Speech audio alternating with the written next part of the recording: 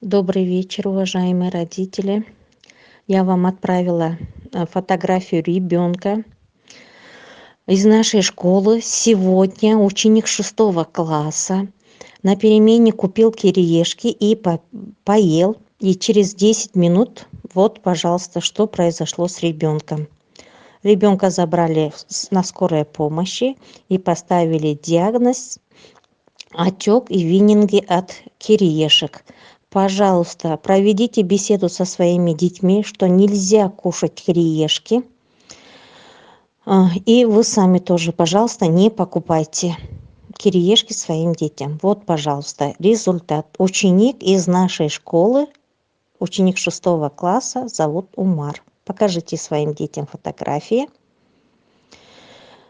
и запретите кушать кириешки, чипсы.